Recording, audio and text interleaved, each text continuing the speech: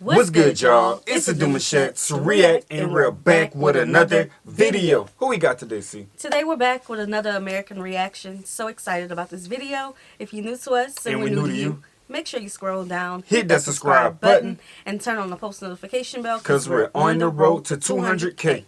And we cannot get there without you guys, all right? Join the family. Without further ado, let's get into the video. Let's get it. Growing up African is like playing life on the hardest difficulty, especially if you're going to an American public school. Like, the first struggle you have to deal with is literally your name. Like, in most African cultures, you have an African name and then an American name. And to an average 4th grade science teacher, an African name looks like if you took a keyboard, slapped it across the ground, picked it back up, threw it in the air, and waited for it to somewhat look like a name you could pronounce. Okay, class, I'm Hold on, gonna before we get into it, have you ever encountered somebody with a name you can't pronounce that was from Africa? Yeah. Well. I take it slow and I try to get it. But our names, they mess up our names. Like our son. Yeah. How many times? And they're not even from the continent of Africa. They live in the U.S. and they be butchering our son's name. Yeah, like they say they add syllables and apostrophes to our son name. So the pronunciations be off, way off. The key is off. Like, you gotta adjust those keys. All right, but I know y'all names are a little different. I can say it's a little different, but we have names in our black community. Yeah. That people, you know, we have trouble pronouncing. That's facts. It's for me. I encountered an older gentleman, and he finally told me his real name. And I don't know how we got in the conversation, but it was all in a group, and he just told me, and it was so long.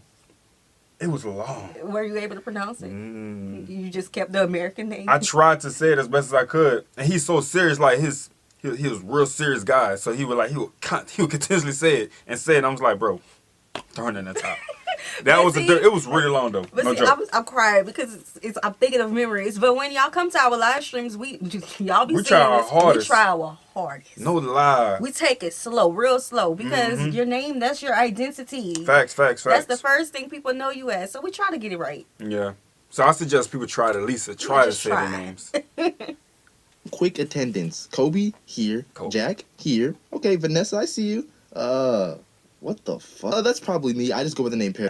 Can you shut up, nigga, while I pronounce this name? Then for the next 30 minutes, the teacher's just sitting there butchering the life out of my name, while everyone in the class is just looking at me awkwardly. Another struggle I had to deal with were the dumb stereotypes that people had about Africans. Do y'all have water? Is it true you ride a line to school? Hey, bro, you live in a mud house, right? Do you actually have water? Is Wakanda a real place? Is it water or wata? You keep foo-foo in your phone? I think anytime we get to this topic, we have to say how we were brought up and the things that we were seeing, the things that we saw on TV that was deemed as our norm. Not seeing the beauty, not seeing the buildings, not seeing the architect, the paintings, the museums. We didn't see none of that. The rich culture. So you got to just imagine how young-minded, we are. Ooh, elementary school. And then just taking we just do joke stuff all day, but it's to the point of we're not knowledgeable the real until we grow to understand and see better. Yeah, but children are brutal. 100%. Children, they don't hide their feelings. Nah. Okay. The only time that we saw something that was positive about African content on TV when we were younger was Coming to America, but that was I remember Americans playing that, so that's the only positive that I can remember. I had to put that out. That's always going to be a topic too, though. You're going to come across that every time. Hey, bro, can you speak African? You'd honestly be surprised the amount of times I got asked that question. But middle school and elementary school were the hardest times to be African, especially during the African booty scratcher epidemic. When this comeback dropped, being a young African child was a living hell. And come on, don't lie. Everyone scratches their booty at some point in their time. So why was it Africans just getting targeted? But when I tell you, I literally couldn't do anything without being called an African booty scratcher at that time. Wow, Paradise, you somehow managed to find a cure to every disease. You ended homelessness. You solved the meaning of life. But I can't award you because, nigga, you're still an African booty scratcher. Hey, everyone, get a load of this nigga. He thought he was gonna get an award. The N-word is hey, bro, laugh at him. Laugh at him. That epidemic had so many kids terrified to the point where some of these people weren't even claiming to be African. You'd ask them what they were and they start sweating, they start stuttering. They wouldn't even be able to make eye contact with you. But me, I couldn't do that. And I bet you're asking why. Because I looked African. as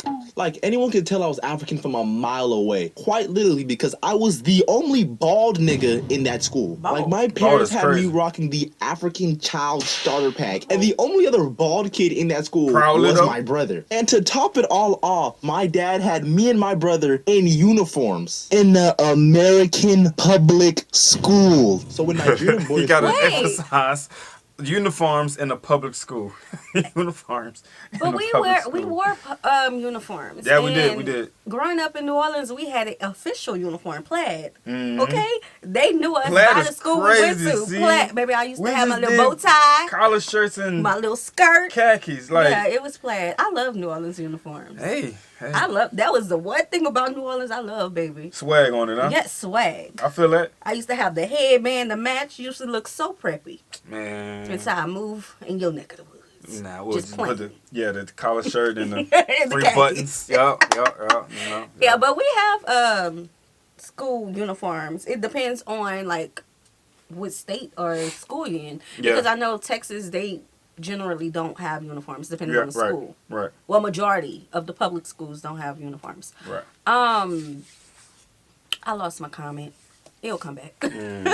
common for kids to wear uniforms. My dad liked the uniform so much. But I do understand if you're wearing a uniform and the school don't wear uniforms, okay. Schools are like, it's cliquish. You see that on all movies. Mm-hmm. You got the nerds, you got the geeks, you got the squad, you got the prep, you got the real educated Dancers, kids. Like everybody. they got everybody just in corners. You know what I'm saying? So it's like when you walk in that building and you different, and they notice that, there's like, where is this person gonna fit in there? And most of the times you're going to get targeted. That's just how it's kind of is. Like, yeah.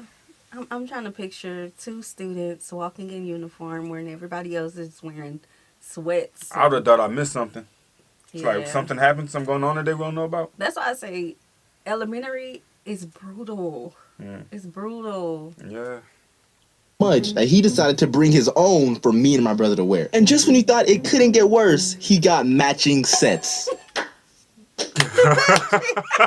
Yep, he had me and my brother rocking those nice brown khaki shorts, turtleneck with a polo t-shirt on top of it, white long socks, and to top it all off, some 3,000 ass shoes. Them joggers. Phenomenal. Like, the bullying was quite literally inevitable. I used to sweat my ass off and come to school drenched because the turtleneck was causing too much heat on my body. So after getting consistently roasted to a crisp by everyone in my class, I came up with a plan. So before I leave for school, I'd keep a spare of different clothes in my backpack. Then, when I got to school, I change into it, and boom, I'm Gucci. Parents don't know the amount of stuff kids go through at school. It's like, yeah, they're gonna teach you this, and you know, you tell them the little motivation side of it. Like, you could do it, handle it, it's okay. Just keep your head in the books and focus. Man, when you get on that campus, that's it. Listen. They have no idea how bad it gets. None. I remember now, I've always been the type of person where I have to have some money coming in. Heard that. This is me as a child. My daddy didn't want me to have a job, like during high school. So I made a job, okay? On campus. Yes. Yeah. I would bake cookies and make cookie cakes every day. I would slice them, put them in some Ziploc bags, selling them at school. Put that last dollar on it. I'm getting me some money any kind of way. Come back and get a couple dollars on it. Because your allowance that you're giving me ain't enough for what I want to do. And then with your allowance, once you start getting your money, you start flipping it like that, then you just start to buy your own school clothes. Exactly. Yeah. I was the same way. I made a few pennies, And trust them me. CDs, LimeWire, when we was burning CD, baby. Oh, if you knew you had the coldest playlist and everybody could jam it, they want your playlist. That they was give me. you the MP3 player, they give you the iPod, and they say, hey, I need you to download that for how much you want for it. Exactly. Just download that for me real quick. Exactly. It's $25. I don't think they do that no more. No, because Nah, it's they so don't do that easy no more. to just download music now. But this is when I was fresh in New Iberia, just coming from living with my mom, and I knew all of the bounce songs and everything. And people love New Orleans culture, so I was putting all our bounce music on. Y'all may not know what I'm talking about. Never mind. New Orleans bounce. Look it up. I was putting all of our bounce music on CDs, and I was selling it, and they loved it. For the low? Yes. Oh, The yeah. iPods. Remember the iPods? Oh, give me your iPod. I'm gonna get you some music. I'll bring it back tomorrow. Okay, give me 2-3 business days. Listen. I got a handful. Believe me if I told you that this plan backfired on me so bad. So on this day, the plan was going as smooth as usual until I went to change clothes. Most of the time when I'm changing, I always make sure the coast is clear so no students or teachers can walk in. But in this day, I was in a rush, so I was rushing through the process. And everyone knows when it comes to a good plan, you cannot rush the process. So I'm in the stall changing. I take off the uniform and then I hear, there's no fucking, bro, it is 8 a.m. Why do you already have to use the restroom? And this kid who we'll call Devin walks in, by far the worst person that could have came in at this moment. Because he's like, hell no, somebody in here butt ass naked taking he ain't got no toilet paper. This nigga ain't got no shoes on. Bro, if that's not funny, but if you didn't laugh, dog, you got no humor. Dog, that was funny. Yo. Listen, that's a school for you right there. This video got me crying. This don't make no sense. That's dead on the nail, see? Oh, hell no. That's a few things in the bathrooms that will just get you targeted. I ain't gonna name them, but that's one. Cause why you looking? That's what it is. Nah, I know anybody else looking. It's like them stalls that we got just gonna tell on you. Bro, hold up. This kid who we'll call Devin walks in, by far the worst person that could have came in at this moment. Because he's like, hell no, somebody in here butt ass naked taking he ain't got no toilet paper. What? This nigga ain't got no shoes on. Remember, I was changing, so obviously I had to take my shoes off and my pants off to change. But this guy didn't care. And from then on, I was known as the kid that got fully naked to use the restroom. Another struggle I faced was during lunchtime because I like to bring my own food from home, but the only food I had at home was Nigerian food. So I used to have a circle of kids surround me and just watch me eat. Like, these niggas were looking at me like I was a zoo exhibit. Like, I can literally make a whole nother video about that. Let me know if you'd want that, though. But yeah, it literally took me an entire year to realize that fufu and mashed potatoes weren't the same thing. Another struggle I faced, and quite possibly the hardest struggle I faced, was when my mom would cook food in the morning. So since my dad would leave early in the morning for work, he would leave my brother and I's uniforms on the counter. And since my mom was cooking, the fumes from what she was cooking would stick onto our uniforms. Now, most African food smells delicious and splendid, but on the other side, that food can smell catastrophic. So take the smell of that, mix it with cologne, and it's literally GG for me. Because there is literally nothing worse than sitting in class and then... What is that smell? What? Nigga smell like deer ankles and bounce that ass. Nah, we're finna find out who smells like this. I'm finna go one by one and smell every one of y'all. That's how children would be. Like, stop. I'm about to find out who smell like this is crazy.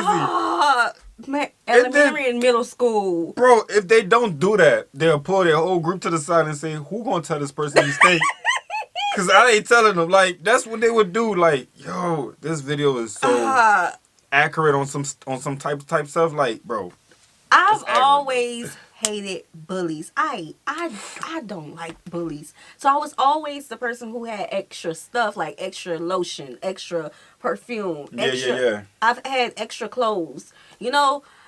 And anytime I saw somebody like that have a smell or something to them, not what he's saying, but you know, a person who was really going through some things at home, I would help that person. I don't like bullies. Nah, facts. And when I hear people like talking about them, that's when I would really take them under my wing. Y'all wrong. Y'all wrong. She say y'all wrong. I feel like though at the same time, everybody's a target. Yeah, I was a target too. I was a target. I got hit. Like, just for about anything. My afro, my jacket. I had an orange jacket in middle school. I was the loudest one. They didn't... Because why are you wearing orange? Why they bought Lime green. Why they bought it? That's when I started drawing on people's clothes. And I'm like, yo, I'm a fabulous artist, right? So I'm just drawing on people's stuff. And I'm, like, drawing sketches of them on pieces of papers. And they actually buying it from them. I'm like, yo... They really like the stuff. So I'm flipping it. I'm going to get my own jacket. That's how that went. But yeah, when I had it on, oh no, bro. I was tucking it. It's cold outside. I took that in my book sack. Just like he did. He wanted to change clothes. A lot of us all had that moment, right? If you didn't, you didn't. But for the most part, I feel like a lot of us had moments where you was targeted for something. Yeah. For anything. I feel like girls had a lot of those moments where they would pack clothes. Little skimpy looking clothes, uniforms they should have threw away last year. Yeah. And they book That's sack. Wild. Y'all had it bad like that? I ain't say y'all, I say girls. God, I did not include myself. Man, I'm just saying, but you can speak for them, so you know, like. Oh, I know what they was doing.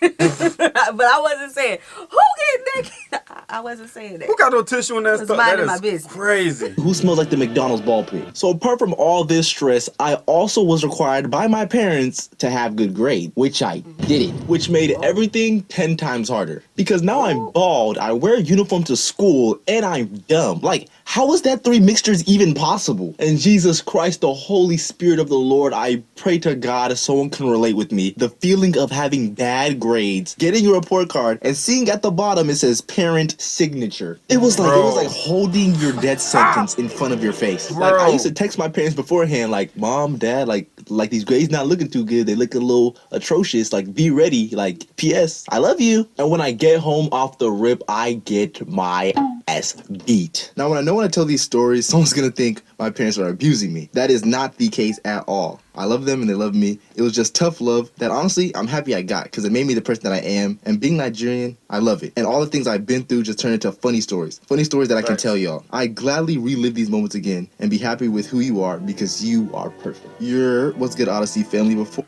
All right, y'all. Make sure y'all check his channel out. That was hard. That was funny. That was hilarious. Report cards. That's the closer. Report cards. It wasn't even just report cards, bro, because it was like, what if you got an F on your test? You was signing the signature on the report card, babe? Oh, well, again, your mama watched being that, hey, mom.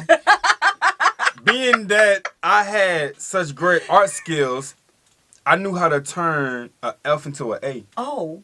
You get what I'm saying? Right. And when it passed the table for dinner, I'm like, you gotta keep a straight face on.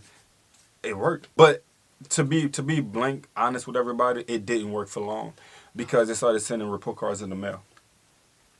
And I ain't buzzing come home before the mail did. Got you too? Yeah. The buzz didn't come home before the mail did. And the teacher stopped telling us when the report cards was going home. For some reason, it's like they just wanted to know how's life at home. I'm like, bro, I'm failing in class. I need more time to study. I get home, I got chores. It's just, my life is busy. You know when you're a kid, you be like, how's your life busy? Like, what you stressed for? Now I think about it. School was stressful. School was a little stressful, bro. Hey, look. I do say this, though. Like, if you are in school and you going through things with other students, I feel like times has changed. I don't know. I don't know what these kids got. Now. These kids on some different stuff. But, like, back in the day, being able to roast somebody back innocently was the key to getting out of those type of circle moments. Right. Yeah. Surviving school. It may be a little different now. Because that's when, and then we lived in areas where, like I told y'all, my middle school principal had a paddle and all that. That's when I felt like we respected our teachers a little bit more. Of course, they had bad apples, but I feel like now it's different. Yeah. Some learning moments, though. Great times. Nothing that I would change. I don't want nobody to get nothing from this video and think that our school system sucks when it comes to conduct and being a great student. I'm just talking about personality. These kids, like, from my era, my generation, we was like that. And you know what made it worse? My parents knew the teachers. Like, they went to school with the teachers. Yeah. Same city. We all just growing up.